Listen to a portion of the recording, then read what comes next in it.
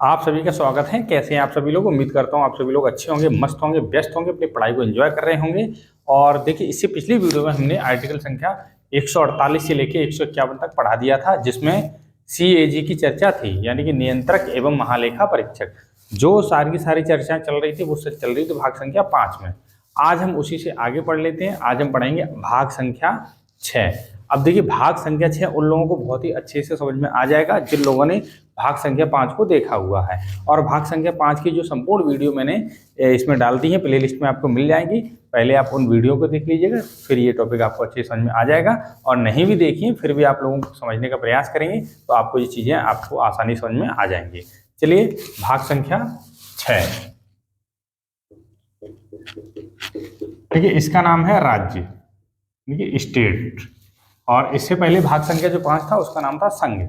अब यहाँ देखिए, चूंकि हमने आर्टिकल संख्या 151 में फिनिश किया था CAG, आज हम उससे आगे बढ़ेंगे आर्टिकल संख्या 152। ठीक है। अब देखिए, अनुच्छेद संख्या 152 में दिया गया है राज्य की परिभाषा। 152 में दिया गया है। अब यहां देखिएगा, परिभाषा।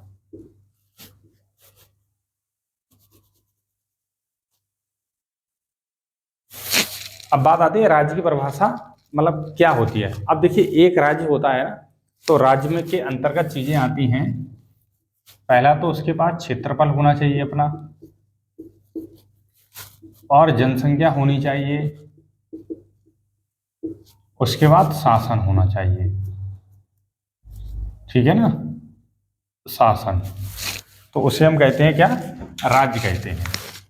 ठीक है, जनसंख्या होनी चाहिए, क्षेत्रफल होना चाहिए और शासन, उसे कहते हैं राज्य। अब बात आती है कि केवल एक चीज नहीं होती है राज्य में, वो होती है संप्रभुता। अब अगर बात आ जाए कि देश में किन कौन कौन सी चीजें सम्मिलित होती हैं, तो देखिए, देश में जनसंख्या, वो क्षेत्रफल भी होता है, जनसंख्या भी होती है, शासन भी होता है, और एक और होता है चौथा, उसे हम कहते हैं संप्रभुता। संप्रभुता। अब प्रश्न आता है, संप्रभुता, देश की संप्रभुता किसमें है? तो देश की संप्रभुता संसद में है। किसमें? संसद में, यानी कि पार्लियामेंट में है। अब आप लोग यहां से समझ गए होंगे, राज्य की परिभाषा के अंतर्गत क्षेत्रफल, जनसंख्या और शासन आता है। अगर बात कर ली जाए देश की, चूंकि राज्य में संप्रभुता नहीं आती है, संप्रभुता। ठीक है, तो ये संप्रभुता नहीं होती है, लेकिन ये तीनों की तीनों चीजें होती हैं। ये तीनों चीजें किसमें होती हैं? राज्य में। अगर हम देश की बात कर लें तो देश में ये चारों की चारों चीजें होती हैं देश में। ठीक है ना, केवल राज्य के पास संप्रभुता नहीं होती, बाकी की तीनों चीजें होती हैं। अब इससे आगे बढ़ लेते हैं आर्टिकल संख्या 153। तो देखिए, 153 में कहा गया है, राज्यपाल के बारे में कहा गया है, यानी कि राज्यपाल का पद। आर्टिकल संख्या 153।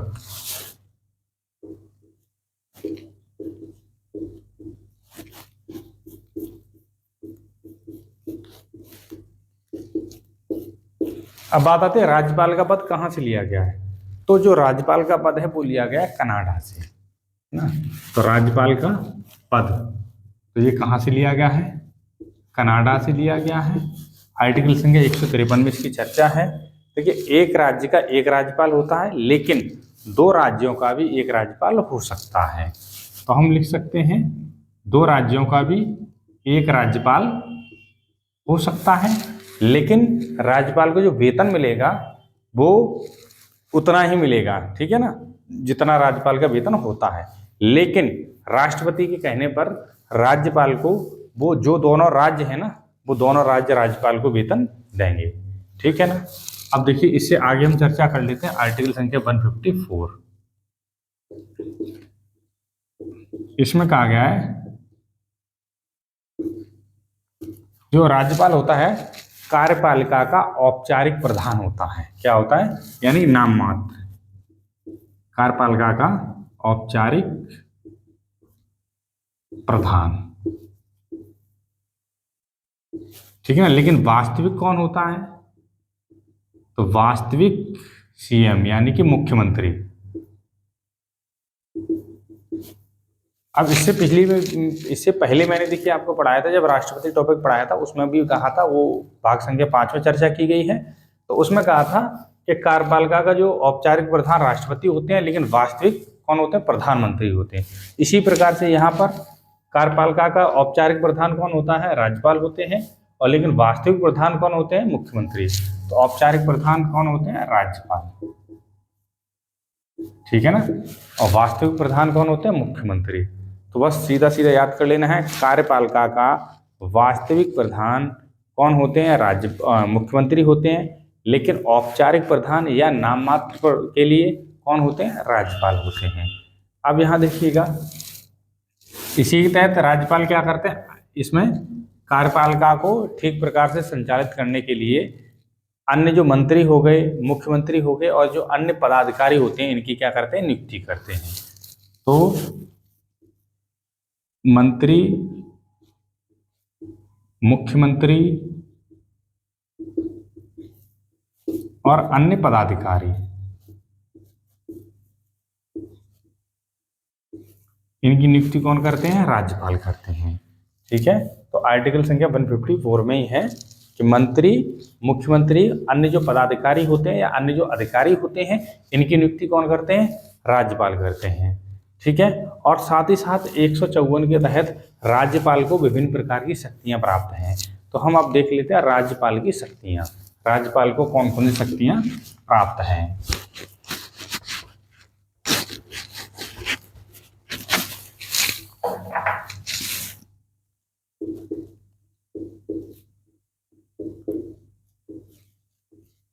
राज्यपाल को कौन कौन शक्तियां प्राप्त हैं। तो सबसे पहले चूंकि मैंने आपको बता ही दिया है, कार्यपाल का यानी कि जो राज्यपाल होते हैं वो मंत्री, मुख्यमंत्री, जो अन्य पदाधिकारी होते हैं, इनकी क्या करते हैं, नियुक्ति करते हैं। ठीक है ना, तो एक हम कह सकते हैं कौन सी शक्ति होगी, कार्यपाल का शक्ति होगी। अब देखिए जो अगली जो शक्ति होती है, ठीक है ना, वो होती है विधायी शक्ति, या हम कह सकते हैं पहली शक्ति कौन सी, कार्यकारी शक्ति, कार्यकारी शक्ति, और अगली लिख लेते हैं विधायी शक्ति, विधायी शक्ति। देखिए जो कार्यकारी शक्ति के अंतर्गत ही ये मंत्री, मुख्यमंत्री, अन्य जो पदाधिकारी होते हैं, इनकी नियुक्ति करते हैं। और विधायी शक्ति यहाँ से आपको समझ में आ रहा होगा, विधि यानी कि कानून बनाने की शक्ति। तो राज्यपाल को ये अधिकार होता है कि जो विधानमंडल का जो सत्र आहूत कराते हैं, तो वो कौन कराते हैं, राज्यपाल करते हैं।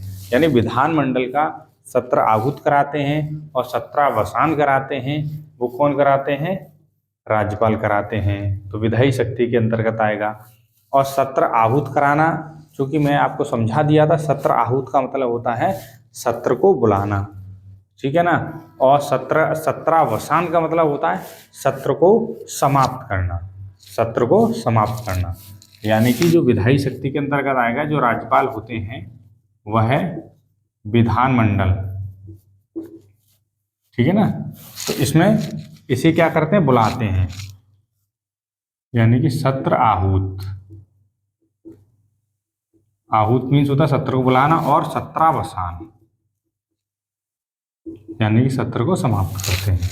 और दूसरी बात यह है कि अगर कोई भी बिल है, ठीक है, अब देखिए विधानमंडल के 2 सदन होते हैं। विधानमंडल के कितने सदन होते हैं, 2। चूंकि हम ऐसे आगे पढ़ेंगे 168 में विधानमंडल, ठीक है। चूंकि अब यहाँ चूंकि ये पढ़ रहे हैं हम विधायी शक्ति, तो यहाँ हम देख लेते हैं विधानमंडल के 2 सदन होते हैं। पहला होता है विधान परिषद और विधानसभा। तो हम लिखते हैं विधानसभा को इंग्लिश में कहते हैं लेजिस्लेटिव असेंबली और लेजिस्लेटिव काउंसिल, इसे कहते हैं विधानसभा, विधानसभा। ये होता है विधान परिषद, विधान परिषद, ठीक है ना। Legislative assembly, legislative council. अब कोई भी ड्राफ्ट बनता है तो पहले लेजिस्लेटिव असेंबली यानी विधानसभा में पेश होगा या फिर विधान परिषद में होगा। तो अगर एक सदन से पारित हो जाता है तो दूसरे सदन में जाएगा, दूसरे सदन में पारित होने के बाद वो फिर किसके पास जाता है, राष्ट्रपति के पास जाता है, वो राज्यपाल के पास जाता है, ठीक है ना।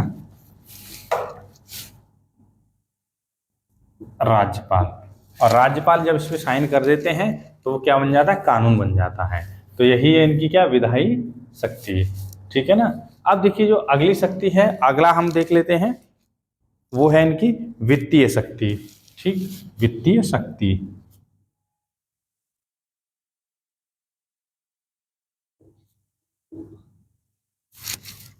देखिए, वित्तीय शक्ति के अंतर्गत राज्यपाल आकस्मिक निधि से धन निकाल सकते हैं। तो पहला तो पॉइंट यही हो जाएगा कि आकस्मिक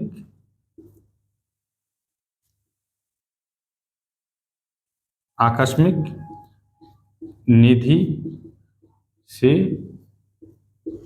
धन निकाल सकते हैं।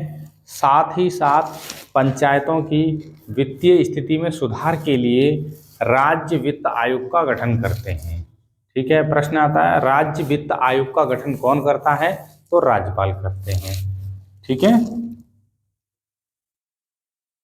राज्य वित्त आयोग का गठन। ठीक, तो पहला तो पॉइंट यही हो गया कि राज्यपाल आकस्मिक निधि से धन निकाल सकते हैं।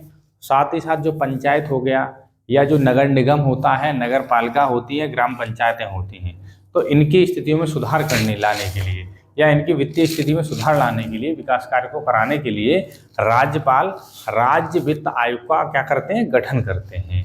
ठीक है, तो यहाँ से आपको ये पता होना चाहिए वित्तीय शक्ति। ठीक है ना। अब देखिए आगे हम देख लेते हैं इनके क्षमादान की शक्ति।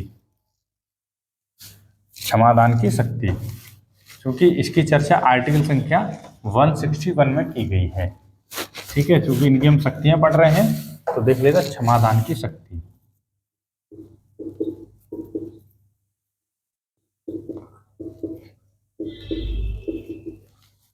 इसकी चर्चा आर्टिकल संख्या 161 में की गई है। ठीक है, तो देखिए इसके तहत ये एक तो सेना कानून हो गया, तो उसकी सजा को माफ नहीं कर सकते हैं।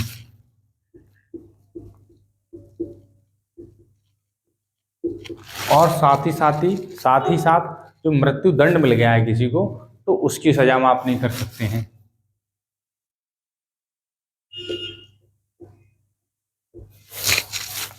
अब देखिए एक तो सेना कानून और मृत्युदंड की सजा को माफ नहीं कर सकते हैं, बाकी की सजा को ये क्या कर सकते हैं? माफ कर सकते हैं। तो यही इसमें कहा गया है आर्टिकल संख्या 161 यानी क्षमादान की शक्ति में ये सारी सजाओं को माफ कर सकते हैं, लेकिन सेना कानून और मृत्युदंड यानी किसी को अगर मृत्यु की सजा यानी कि मिल गई हो, मृत्युदंड मिल गया हो, तो उसकी सजा को माफ नहीं कर सकते हैं। कौन? राज्यपाल, है ना। तो अब देखिए आगे हम देख लेते हैं इनकी आपातकालीन शक्ति।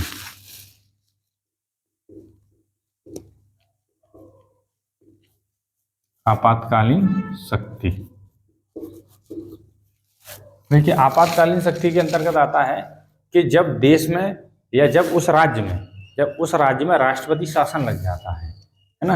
यानी जब अगर किसी भी राज्य में राष्ट्रपति शासन लगेगा तो उस दौरान राज्य की जो संपूर्ण शक्ति होती है वो राज्यपाल के हाथ में आ जाती है। ठीक है, तो यही आपातकालीन शक्ति। आपातकाल की स्थिति में उस राज्य की शक्ति किसके अंतर्गत आ जाएगी?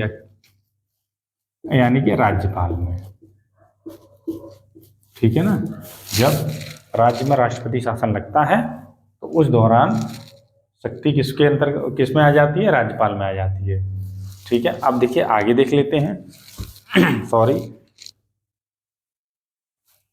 अब देखिए विवेकाधिकार शक्ति।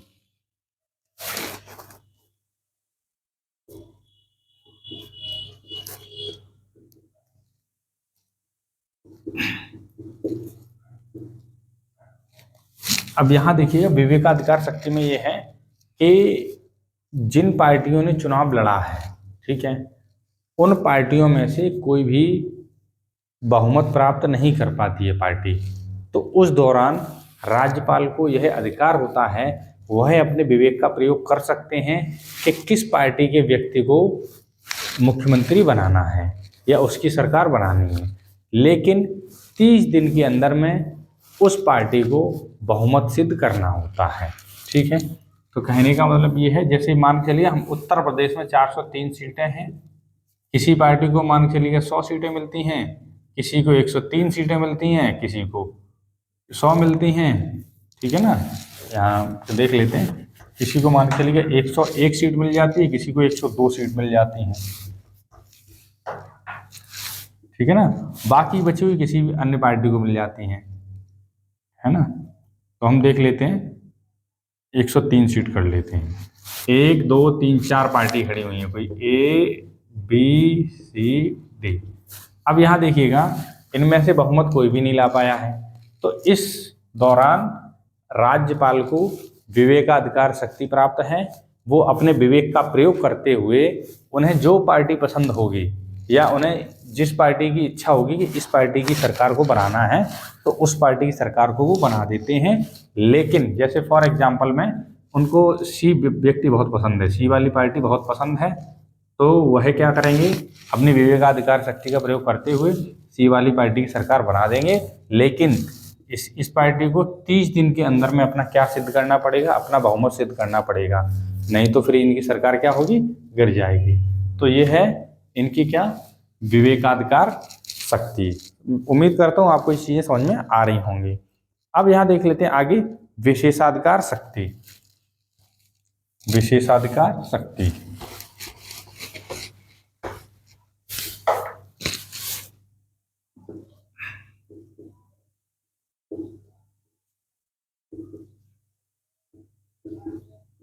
विशेषाधिकार शक्ति, देखिए विशेषाधिकार शक्ति में यही है कि राज्यपाल को कुछ विशेषाधिकार प्राप्त हैं। यानी कि आर्टिकल संख्या 14 में मैंने बताया था कि कुछ अपवाद राष्ट्रपति और राज्यपाल को छोड़ करके, जो आर्टिकल संख्या 40 है उसमें कहा गया विधि के समक्ष समानता, दो चीजें कही हैं, विधि के समक्ष समानता और कानून के समक्ष समानता। तो उसको छोड़ करके और साथ ही साथ इन पर किसी भी प्रकार का फौजदारी मुकदमा नहीं लगता है। ठीक है, एक तो आर्टिकल संख्या 14 को छोड़ के और साथ ही साथ इन पे फौजदारी का मतलब होता है क्रिमिनल केस, ये नहीं लगता है। लेकिन इन पर सिविल मुकदमा लगाया जा सकता है, लग सकता है। ठीक है, यानी कि इन पर सिविल को हिंदी में बोलते हैं दीवानी। क्या बोलते हैं, दीवानी। तो हिंदी में लिख देता हूं, दीवानी मुकदमा चलाया जा सकता है। लेकिन जब राष्ट्रपति अपने पद से हट जाएंगे तो उस दौरान इन पर फौजदारी मुकदमा भी चलाया जा सकता है। लेकिन वो कंडीशन वो होगी जब उन्होंने कोई भी क्राइम किया होगा तब। ये नहीं है कि अपने पद से हटते ही उन पर मुकदमा लग जाएगा, नहीं। अगर उन्होंने कोई भी कृत्य किया है, कोई उन्होंने क्राइम कर दिया है, तो अपने पद पर रहते हुए उन पर मुकदमा नहीं चलाया जाएगा। लेकिन जब पद से हट जाएंगे तो उन पर मुकदमा चलाया जाएगा। वही बात की गई इसमें विशेषाधिकार शक्ति में। ठीक है ना, उम्मीद करता हूँ आपको ये चीजें समझ में आ रही होंगी। अब यहाँ देखिएगा, जो राज्यपाल होते हैं वो स्टेट यूनिवर्सिटी, यानी कि राज्य में जो यूनिवर्सिटी, एक तो केंद्रीय विश्वविद्यालय होते हैं, तो केंद्रीय विश्वविद्यालय के जो कुलाधिपति होते हैं वो राष्ट्रपति होते हैं। और जो राज्य में होते हैं विश्वविद्यालय, तो इनके जो कुलाधिपति होते हैं यानी चांसलर होते हैं, वो कौन होता है, राज्यपाल होते हैं। ठीक है, ये कौन होते हैं, चांसलर। किसके होते हैं, विश्वविद्यालय के। शॉर्ट में लिख देता हूं मैं, विश्वविद्यालय के। ठीक है, अब देखिए जो विवेकाधिकार शक्ति में इनको एक शक्ति और प्राप्त है, कहने का मतलब वीटो। यानी कि राष्ट्रपति क्या करते हैं, या तो किसी विधेयक बिल को वो वापस कर सकते हैं, किसी विधेयक को, ठीक है ना, या जेबी वीटो का प्रयोग कर सकते हैं। लेकिन राज्यपाल के पास क्या है, राज्यपाल के पास वीटो के मामले में शक्ति राष्ट्रपति से ज्यादा है। प्रश्न आता है वीटो के मामले में जो शक्ति ज्यादा राष्ट्रपति को प्राप्त है या फिर राज्यपाल को प्राप्त है, तो वो शक्ति राज्यपाल को प्राप्त है। क्यों प्राप्त है, तो राज्यपाल उस बिल को राष्ट्रपति के पास क्या कर सकते हैं, राष्ट्रपति के पास भी भेज सकते हैं। ठीक है, कौन, राज्यपाल। लेकिन राष्ट्रपति किसके पास भेजेंगे, तो वो किसी के पास नहीं भेज सकते। तो इस मामले में राज्यपाल की शक्ति राष्ट्रपति से वीटो के मामले में क्या है, ज्यादा है। उम्मीद करता हूं आपको ये चीजें समझ में आ गई होंगी। अब आर्टिकल संख्या पढ़ लेते हैं 155, यानी 155। 155 में कहा गया है कि राज्यपाल की नियुक्ति। अब यहाँ देखिए, राज्यपाल की नियुक्ति प्रधानमंत्री की सलाह पर राष्ट्रपति करते हैं। ठीक है, यानी कि राज्यपाल की नियुक्ति प्रधानमंत्री के सलाह पर कौन करते हैं, राष्ट्रपति। समझ में आ गया कि राज्यपाल की नियुक्ति कौन करते हैं, राष्ट्रपति। किसकी सलाह पर करते हैं? प्रधानमंत्री की सलाह पर करते हैं। ठीक है, ये चर्चा, ये बात की गई है आर्टिकल संख्या 155 में। समझ में आया? अब देख लेते हैं आर्टिकल संख्या 156। अब आर्टिकल संख्या 156 में कहा गया है इनका कार्यकाल, यानी कि राज्यपाल का कार्यकाल। देखिए, राज्यपाल का कार्यकाल कोई निश्चित नहीं है, ये होता है इनका राष्ट्रपति के प्रसाद पर्यंत। तो ये कार्यकाल क्या होता है? राष्ट्रपति के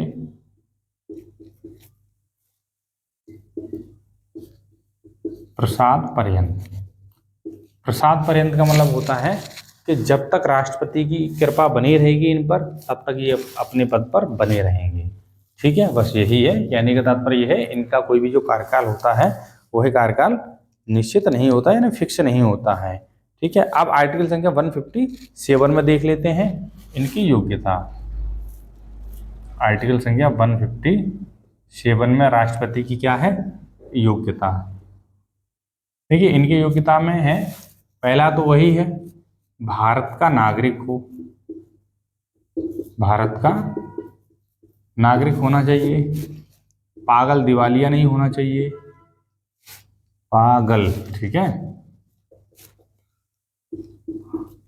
पागल को मैं दिवालिया नहीं होना चाहिए, किसी भी लाभ के पद पर नहीं होना चाहिए,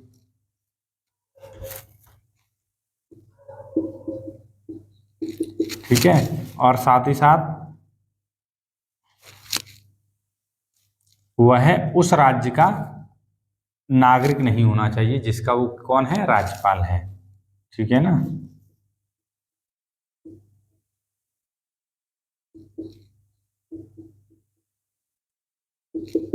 उस राज्य का कौन नहीं होना चाहिए? नागरिक नहीं होना चाहिए, क्योंकि वह क्या है, और साथ ही साथ हम कह सकते हैं ये देखिए, ये वाला पॉइंट है ना, ये उसकी शर्तों में आएगा। तो यहाँ हम लिख लेते हैं चौथे पॉइंट में, उसकी उम्र कितनी हो? आयु 35 वर्ष पूरी कर चुका हो, आयु 35 वर्ष पूर्ण कर चुका हो।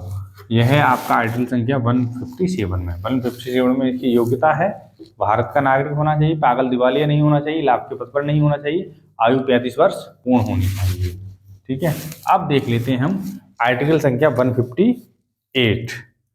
अब देखिए 158 में दी गई हैं इनकी शर्तें। ठीक है, आर्टिकल संख्या 158 में राज्यपाल की शर्तें। अब देखिए शर्तें में आ जाएगा, शर्तों में क्या होगा? वह है विधानमंडल,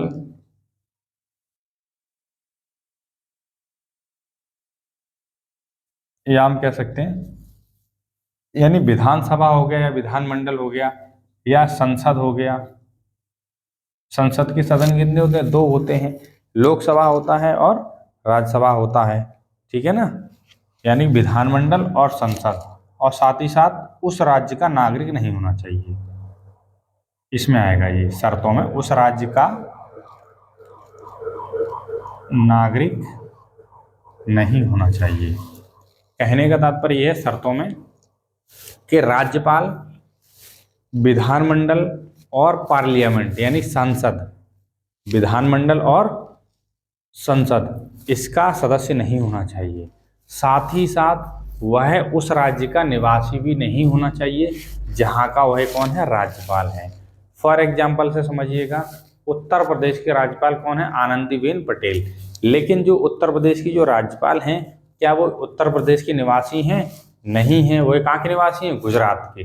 तो यही होता है कि जो राज्यपाल होता है ना, वो उस राज्य का निवासी नहीं होना चाहिए, किसी भी अदर स्टेट का निवासी होना चाहिए। यही इसमें कहा गया है आर्टिकल संख्या 158 में। अब देखिए आर्टिकल संख्या 159।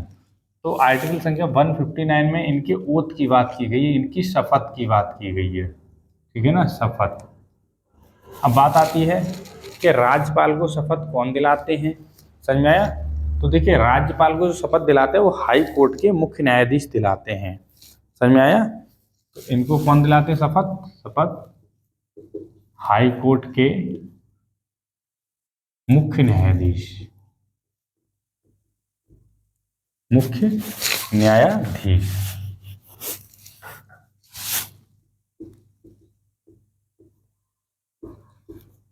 समझ में आया? अब देखिए, हम आगे देख लेते हैं।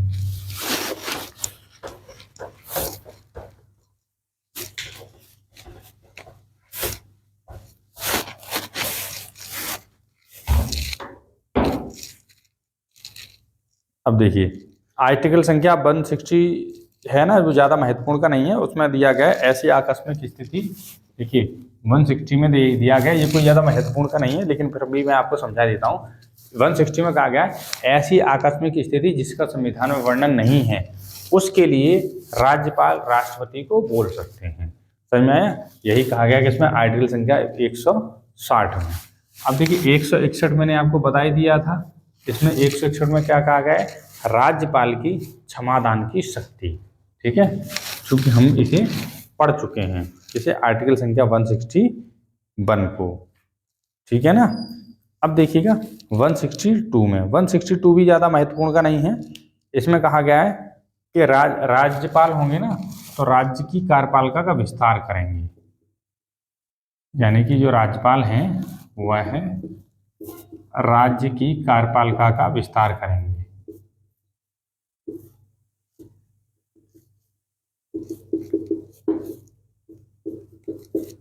अब देखिए 163 में कहा गया है कि राज्यपाल की सलाह सहायता के लिए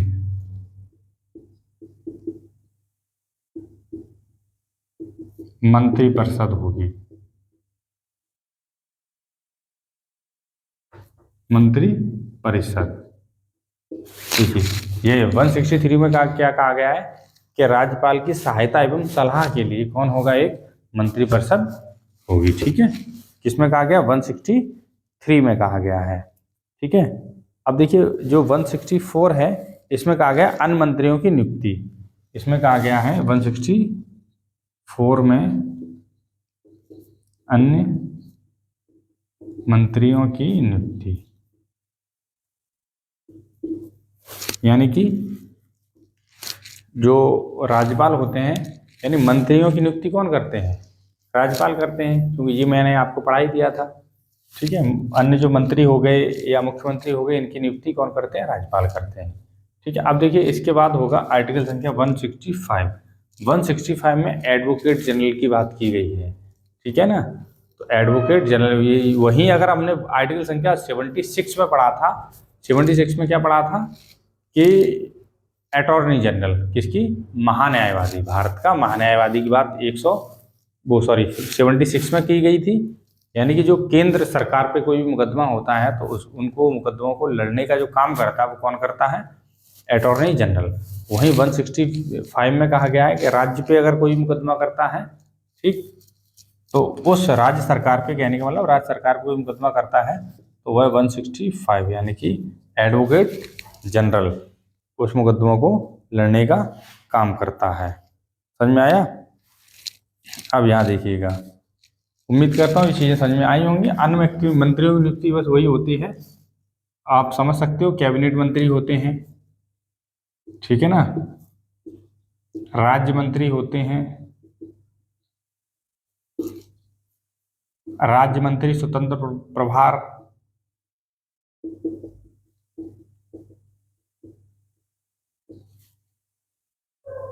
स्वतंत्र प्रभार उपमंत्री। ठीक है, इसके बारे में चर्चा की गई 164 में। उम्मीद करता हूँ आज का टॉपिक आपके समझ में आया होगा, क्योंकि जिन लोगों ने जो राष्ट्रपति का टॉपिक पढ़ा होगा अच्छे से, उनको ये टॉपिक बहुत ही इजी से समझ में आ गया होगा, क्योंकि वहाँ राष्ट्रपति पढ़ोगे, बस राष्ट्रपति जी की जगह पे आपको यहाँ क्या लगा देना है? राज्यपाल लगा देना है। समझ में आया? चलिए एक बार हम इसका रिविजन कर लेते हैं कि राज्यपाल के पद की चर्चा किसमें की गई है? 153 में की गई है। ठीक है, राज्यपाल की नियुक्ति कौन करते हैं? राष्ट्रपति करते हैं। किसकी सलाह पर करते हैं? प्रधानमंत्री की सलाह पर करते हैं। तो इनकी उम्र कितनी होती है? 35 वर्ष होती है। यानी कि इनकी जो उम्र होती है राज्यपाल की, वो कितनी होती है? 35 वर्ष होती है। ठीक है, अन्य चीज़ें मैंने आपको चीज़ें समझा दी हैं, उम्मीद करता हूँ आज की क्लास आपको समझ में आई होगी।